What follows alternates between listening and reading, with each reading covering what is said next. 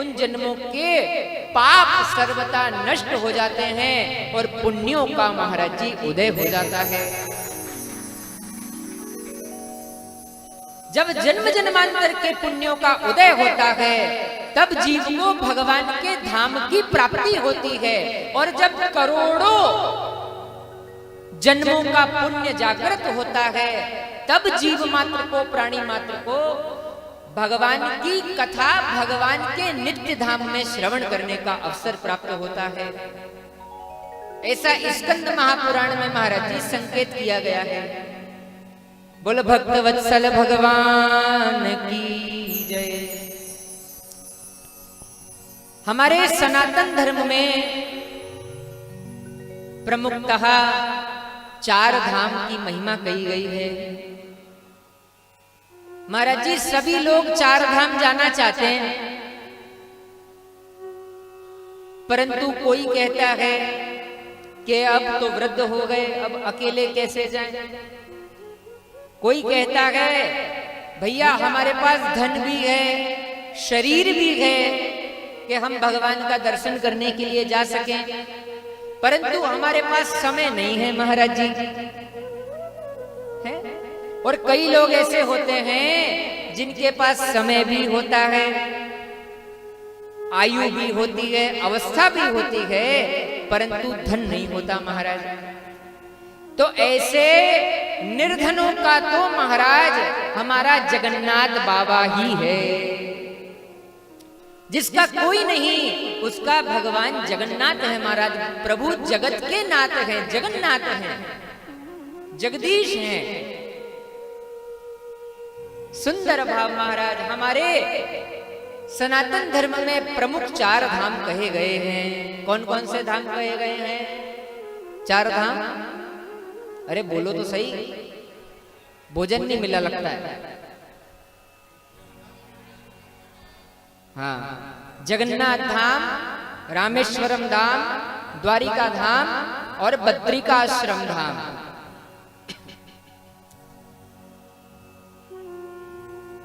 परम कृपालु जगन्नाथ महाराज की महिमा महापुरुषों में बहुत ही महाराज ख्याति लब्ध है। महापुरुषों के मध्य प्रसिद्ध यह धाम जगन्नाथ धाम कलयुग का धाम कहा गया है महाराज जी। ये जगन्नाथ धाम जो है ये कलयुग का धाम कहा गया है। सतयुग का धाम बद्रीनाथ धाम, त्रेता युग का धाम रामेश्वरम और द्वापर युग का धाम द्वारिका जी को कहा गया है। तो दास की पहले इच्छा द्वारिका धाम जाने की थी, पर पूज्य गुरुदेव का आशीर्वाद और पूज्य गुरुदेव की आज्ञा हुई कि पहले जगन्नाथ जी होकर के आना चाहिए। मैंने कहा गुरु आज्ञा सर्वोपरि महाराज जी, क्योंकि गुरु स्वयं नहीं कहते महाराज, साक्षात भगवान ही कहते हैं। गुरु साक्षात भगवान स्वरूप है महाराज जी। तो हमने कहा गुरु आज्ञा हो गई तो महाराज जी अब गुरु आज्ञा हो गई तो फिर कुछ सोचा विचारी होना ही नहीं चाहिए जीवन में। यदि गुरु की आज्ञा और आशीर्वाद के बाद भी सोचा विचारी करते हैं तो फिर कोई मतलब नहीं महाराज जी, कोई बात ही नहीं। तो गुरु की आज्ञा हुई। भगवान का यह प्रिय धाम कलयुग का धाम है। जब घोर कलिकाल आने पर गंगा यमुना आदि नदी भी इस धरती का परित्याग कर देती हैं। गंगा त्याज्यत मेधनी, और वस्तुतः गंगा यमुना इत्यादि जितनी भी नदियां हैं ये सब अब धीरे धीरे लुप्त ही हो रही हैं। विशाल गंगा की धारा आज संकीर्ण हो गई है, विशाल यमुना की धारा संकीर्ण हो गई है, दूषित हो गई है। तो स्कंद पुराण के 14वें अध्याय में जगन्नाथ महात्म की कथा आती है महाराज जी।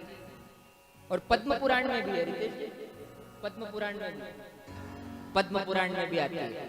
हमने स्कंद पुराण की पढ़ी थी, रितेश जी कह रहे थे कि पद्म पुराण में भी है महाराज जी। पद्म पुराण में भी इसका बखान आता है। जब चराचर कलिकाल आ जाने पर तीर्थ नदियों की इत्यादि तीर्थों की महिमा समाप्त हो जाती है, तब भी महाराज जी जगन्नाथ जी की महिमा यथावत बनी रहती है। ये जगन्नाथ जी की भाव भंगिमा है महाराज जी।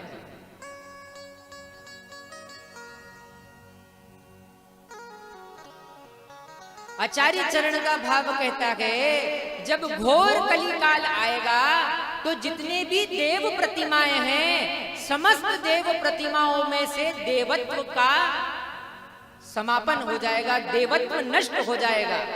परंतु सिर्फ एकमात्र जगन्नाथ भगवान ही ऐसे भगवान हैं, चाहे घोर कलिकाल हो या सतयुग हो, जगन्नाथ जी का देवत्व घोर कलिकाल हो या कुछ भी युग हो यथावत ही बना रहेगा। ऐसी जगन्नाथ जी की महिमा कही गई है। जगन्नाथ जी के स्वरूप में कभी भी देवत्व की कमी नहीं होगी। अन्य तीर्थ क्षेत्र में जाने से न जाने कितने प्रकार के कलिष्ट साधन करना पड़ते हैं, तब जाकर के भगवत पद की प्राप्ति होती है। महाराज जी बड़े ध्यान पूर्वक सुनिएगा। अन्य कोई भी तीर्थ जाएं तो बहुत साधन करना पड़ेगा, बहुत भजन करना पड़ेगा, तब जाकर के आपकी साधना सिद्ध होगी। परंतु जगन्नाथ धाम में तो अगर आपने आकर के जगन्नाथ जी का महाप्रसाद का एक कण भी मुंह में धर लिया तो महाराज जी फिर किसी भी प्रकार का कोई साधन करने की आवश्यकता नहीं है। ऐसा पद्म पुराण में वर्णित किया गया है। मानो यह भाव प्रकट कर रहे हैं कि जगन्नाथ जी के महाप्रसाद के स्वरूप में स्वयं जगन्नाथ जी हमारे भीतर विराजमान हो जाते हैं। महाराज जी इतनी महिमा जगन्नाथ जी के महाप्रसाद की कही गई है। केवल प्रसाद मात्र के सेवन से जीव चराचर जगत में पड़ा हुआ जीव भगवान के धाम को, मोक्ष को प्राप्त हो जाता है। स्वयं भगवान जगन्नाथ ही भात के स्वरूप में हमारे भीतर विराजमान हो जाते हैं। बोल जगन्नाथ महाराज की जय। जैमिनी ऋषि यह प्रसंग कह रहे हैं।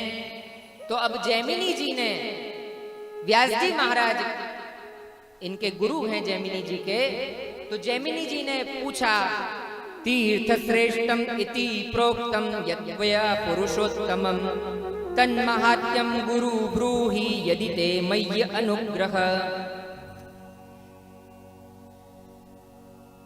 व्यास जी के शिष्य महर्षि जैमिनी कह रहे हैं कि भगवान आपने अनेक अनेक तीर्थों की महिमा के बारे में हमें बड़े विस्तार से बतलाया है। अब आप श्री जगन्नाथ जी को पुरुषोत्तम तीर्थ कह रहे हैं, तो यह जगन्नाथपुरी धाम पुरुषोत्तम धाम क्यों है? कृपया यह हमें कहने का कष्ट करें। आपने जगन्नाथ धाम को सर्वोपरि कहा है, लेकिन इसकी महिमा आपने हमें अभी तक नहीं सुनाई। कृपया इसकी महिमा हमें आप सुनाने का कष्ट करें। और आप हमें महात्म्य सुनाए भी कब? तन महात्म्यम गुरु ब्रूहि। हे गुरुदेव, आप हमें महात्मा की कथा सुनाएं। यदि ते मय्य अनुग्रह, यदि आपका विशेष अनुग्रह हमारे ऊपर हो तो ही सुनाने की कृपा करें। बड़ा ही सुंदर भाव कहते हैं महाराज जी, यदि आपकी कृपा हम पर हो तो आप हमें सुनाइए, क्योंकि बूढ़ऊ तत्व न साधु दुरावही आरत अधिकारी जब पावई। बूढ़ऊ तत्व न साधु दुरावही आरत अधिकारी जब पावई।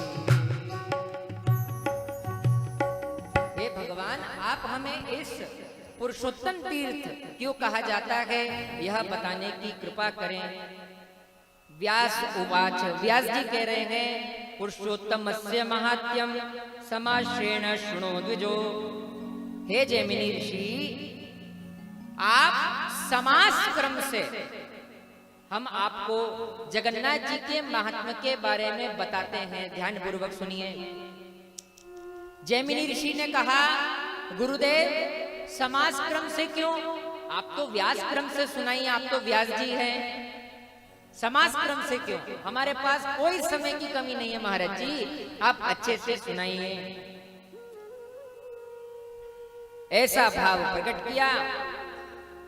वेदव्यास जी महाराज कहते हैं, अरे भाई हम जगन्नाथ जी की महिमा के बारे में क्या बताएं, जितना भी बताएंगे कम ही पड़ेगा। भगवान के इस धाम की महिमा कहने में सामर्थ्यवान तो सिर्फ और सिर्फ भगवान जगदीश ही सामर्थ्यवान है। भगवान के धाम की महिमा बखान करने में सिर्फ भगवान ही सामर्थ्यवान है। और यहां तक कि भगवान भी अपने ही धाम की महिमा को खूब ज्यादा नहीं बता सकते, ऐसा भाव महाराज जी प्रकट किया। साक्षात भगवान श्री हरि भी इसको कहने में समर्थ नहीं है,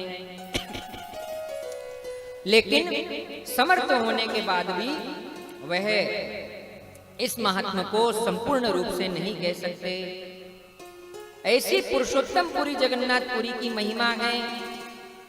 ध्यान पूर्वक सुनिए।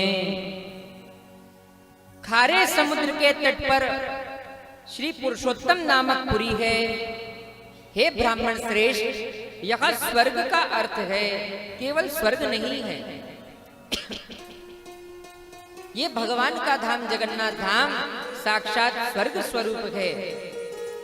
स्वर्ग से लेकर ब्रह्मलोक तक यह धाम भगवान का सबसे श्रेष्ठ धाम है। इस 14 भुवनात्मक में पुरी धाम सबसे सर्वश्रेष्ठ धाम बताया गया है महाराज जी। इसका नाम पुरुषोत्तम पुरी क्यों है? कहते हैं इस पुरी के रूप में स्वयं भगवान पुरुषोत्तम ही माने स्वयं भगवान श्री कृष्ण का कृष्ण में विलास हो रहा है, इसलिए इस धाम का नाम पुरी धाम है महाराज। और सिर्फ जगन्नाथ जी मंदिर नहीं, जितनी भी पुरी क्षेत्र दिखाई पड़ रहा है, ये पूरा का पूरा क्षेत्र ही जगन्नाथ जी है, ऐसा ही धारणा करना चाहिए। क्योंकि पुरुषोत्तम श्री कृष्ण का ही नाम है और भगवान जगन्नाथ का ही वाचक है। अब महाराज जी बड़ा ही सुंदर प्रश्न पूछा जैमिनी ऋषि ने। बोले महाराज जी, आप हमें जगन्नाथ जी की महिमा सुना रहे हैं, तो अब ये बताने की कृपा करें कि जगन्नाथपुरी है कितनी बड़ी? जगन्नाथ मंदिर से गुंडीचा तक या साखी गोपाल तक कितनी बड़ी है? भाव प्रकट करते हुए कहते हैं, चारों ओर से 10 योजन तक पुरी क्षेत्र विद्यमान है। चारों योजन से 10 योजन तक विद्यमान है पुरी का क्षेत्र। 10 योजन मतलब 40 कोस। 40 कोस मतलब लगभग 122 किलोमीटर तक पुरी का यह क्षेत्र है।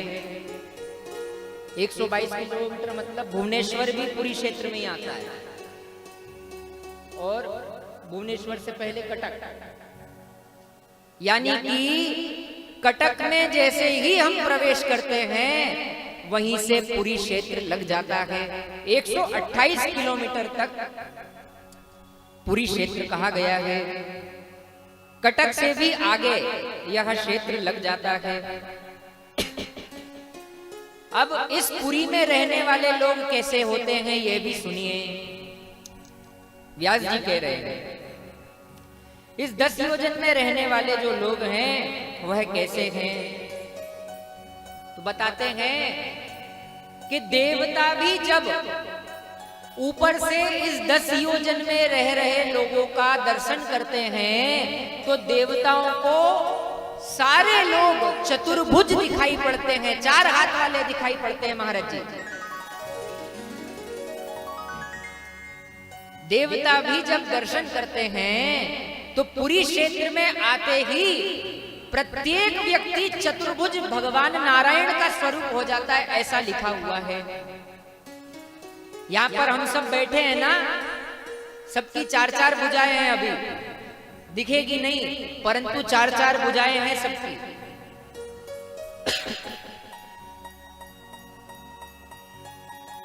साक्षात देवताओं को मनुष्य स्वयं चतुर्भुज भगवान स्वरूप दिखाई पड़ते हैं, क्योंकि पुरी में प्रवेश करते ही भक्त चतुर्भुज हो जाता है। जिस प्रकार अग्नि में पड़ी हुई वस्तु काष्ठ बन जाती है, ठीक ऐसे ही धाम में जो वस्तु आ गई, चाहे वो जड़ हो या चेतन हो, वो भगवत स्वरूप ही बन जाती है। इस क्षेत्र में प्रवेश करते ही जीव नारायण स्वरूप हो जाता है। इसलिए विद्वान पुरुषों को चाहिए कि पुरी क्षेत्र में आने के बाद विचार नहीं करे। जैसे ही पुरी क्षेत्र में प्रवेश हो गया, फिर किसी भी प्रकार का संदेह या विचार नहीं करना चाहिए। अरे ये कौन सी जात का है, अरे ये कौन सी जात का है, ये कौन है।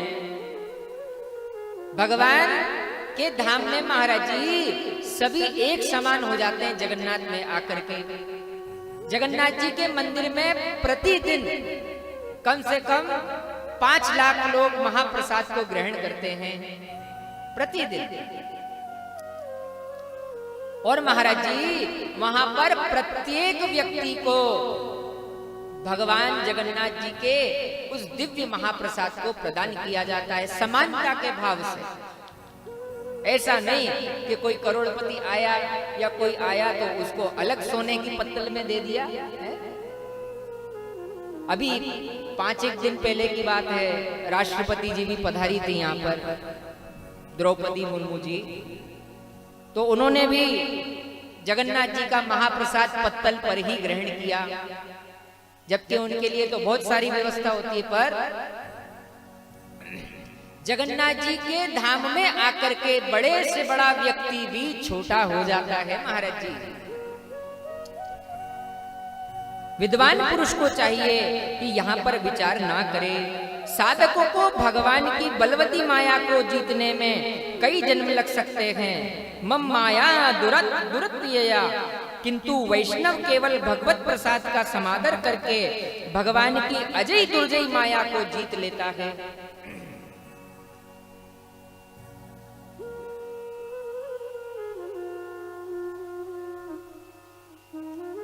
इस पूरी क्षेत्र में यदि गलती से कोई चांडाल भी आपका स्पर्श कर दे तो भी आपको दोष नहीं लगता।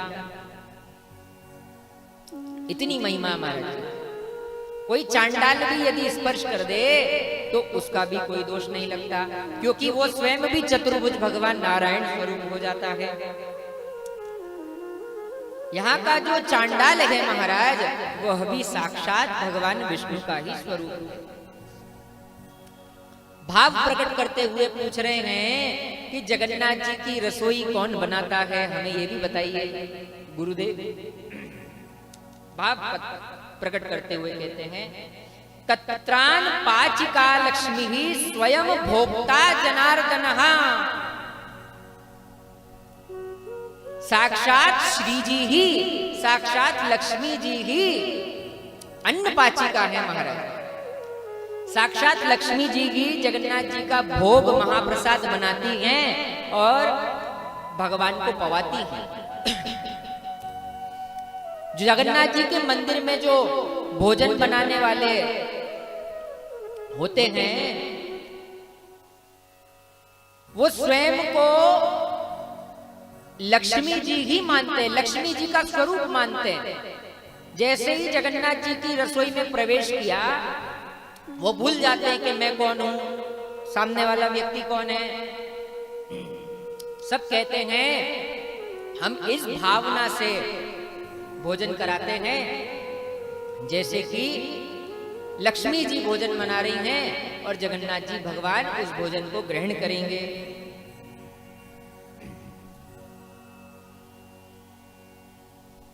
जगन्नाथ जी का जो महाप्रसाद है वहां मनुष्य की तो चले क्या, जगन्नाथ जी के महाप्रसाद के लिए तो महाराज देवता भी तरसते हैं।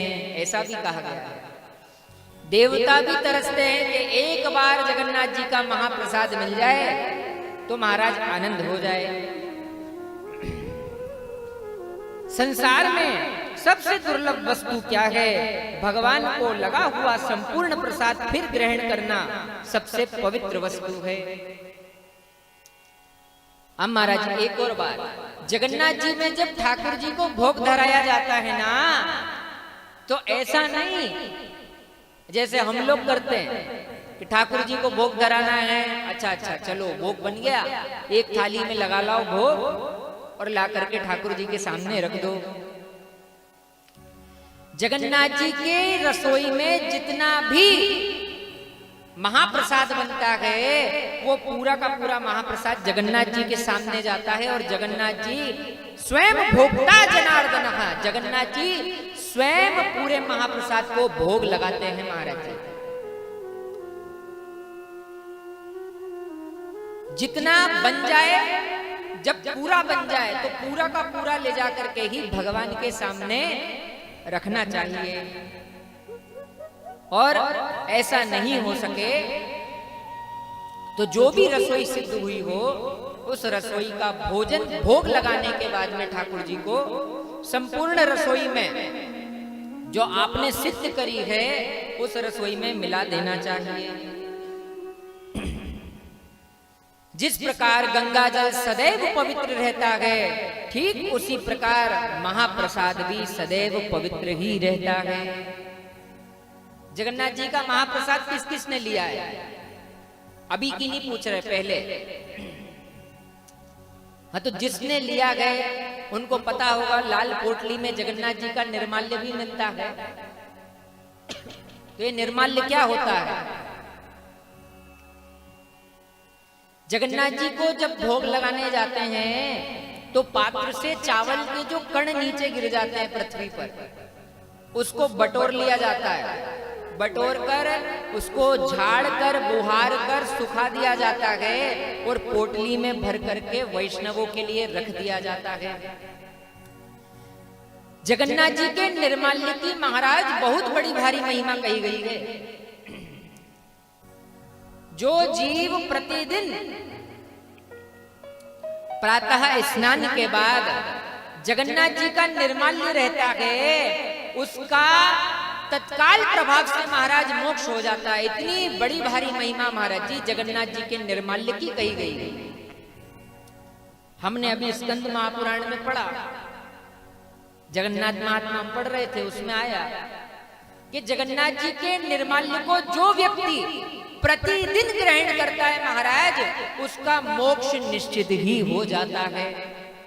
इतनी महिमा महाराज जी जगन्नाथ जी के महाप्रसाद की कही गई है। अनेक जन्मों के पुण्य उदित हो जाते हैं और करोड़ों जन्मों के पाप तत्काल नष्ट हो जाते हैं जगन्नाथ जी का महाप्रसाद ग्रहण कर लेने मात्र से। इसलिए जगन्नाथ जी के महाप्रसाद को ग्रहण करने में विचार नहीं करना चाहिए। अरे आज तो हमारा व्रत है, हम कैसे पाएंगे जगन्नाथ जी का प्रसाद? अरे आज तो एकादशी है, हम जगन्नाथ जी का प्रसाद कैसे पाएंगे? हम तो पा ही नहीं सकते। इस प्रकार से जो भी व्यक्ति जगन्नाथ जी के महाप्रसाद से द्रोह भावना धरता है, द्रोह भावना रखता है, उसको नाना प्रकार के नरक भी भोगने पड़ते हैं महाराज जी। इस पुरी क्षेत्र में एकादशी नहीं होती, कोई भी एकादशी नहीं करता। यहाँ पर एकादशी मैया को भगवान ने पकड़ करके रख रखा है। जगन्नाथ जी के मंदिर के ठीक पीछे एकादशी का मंदिर है। जब भी मंदिर जाएंगे दर्शन करिएगा। तो हमसे कई लोग पूछ रहे थे कि महाराज जी वो एकादशी भी पड़ रही है आयोजन के बीच में, तो हम व्रत रखेंगे? मैंने कहा बिल्कुल सोच करके भी मत रख लेना, यदि नरक जाना हो तो रख लेना महाराज जी। जगन्नाथ धाम में एकादशी के दिन भी महाप्रसाद लेने की प्रथा है, और यहां तक कह रही है पद्म पुराण में, आचार्य चरण का भाव कह रहा है कि यदि व्रत भी क्यों ना हो, यदि आपका उपवास हो, तो भी जगन्नाथ जी का महाप्रसाद प्रसाद स्वरूप समझ करके ग्रहण कर ही लेना चाहिए, अन्यथा उससे दोष लगता है। बड़ी सुंदर बात कही गई है महाराज। अब जगन्नाथ जी के दर्शन की महिमा को सुनिए। जगन्नाथ जी के दर्शन की महिमा का कितना सुंदर बखान किया गया है महाराज जी, ध्यान पूर्वक सुनिएगा। ब्रह्म हत्या, बाल हत्या, गवाम हत्या तथैव च ता सर्वा विलयं यान्ति जगन्नाथ तस्य दर्शना। कितना सुंदर श्लोक है महाराज जी। इस जन्म के जन्मांतर के बड़े से बड़े दोष की निवृत्ति जगन्नाथ जी का दर्शन करने मात्र से हो जाती है महाराज जी।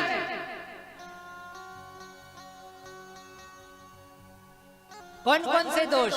ब्रह्म हत्या, बाल हत्या, गवाम हत्या तथैव च, मतलब ब्रह्म हत्या का दोष जिसे लगा हो, बाल हत्या का दोष जिसे लगा हो, गौ हत्या का दोष जिसे लगा हो, वो यदि जगन्नाथ भगवान का आकर के दर्शन कर लेता है तो ये सारे दोष तत्काल प्रभाव से नष्ट हो जाते हैं, तत्काल प्रभाव से। अब जब इतने बड़े बड़े दोषों की निवृत्ति जगन्नाथ जी के दर्शन मात्र से हो जाती है, तो फिर महाराज जी छोटे छोटे दोष या छोटे छोटे पापों की तो बात ही नहीं आती। जगन्नाथ जी का दर्शन से तत्काल सारे दोष समाप्त हो जाते हैं। जगन्नाथ जी का दर्शन करके क्या करना चाहिए यह भी बताया गया है। जगन्नाथे तु चरा जंतु महापापे प्रमुच्यते। जैसे ही कोई व्यक्ति जगन्नाथ जी के धाम में पधारता है और यदि वो एक बार हर्ष उल्लास से जगन्नाथ जगन्नाथ जगन्नाथ कह देता है, यदि एक बार वो जगन्नाथ जगन्नाथ कह देता है, तो महाराज जी उसके सारे पुण्य उदय हो जाते हैं। और इस जगन्नाथ तीर्थ क्षेत्र में उस व्यक्ति की आवाज जहां तक जाती है, जिस जीव जंतु के कान में पड़ती है, चाहे वो जड़ हो या चैतन्य, प्रत्येक जीव महाराज तत्काल प्रभाव से मोक्ष को प्राप्त हो जाता है। ये जगन्नाथ जी के दर्शन के बाद की महिमा। दर्शन करके आने के बाद एक बार जो कहते जगन्नाथ जगन्नाथ, तो चराचर नरकों में पड़ा हुआ व्यक्ति ही क्यों ना हो, चराचर योनियों में पड़ा हुआ जीव ही क्यों ना हो महाराज, वो तत्काल प्रभाव से मोक्ष का अधिकारी हो जाता है। इतनी जगन्नाथ जी के नाम की महिमा है महाराज जी। बड़ा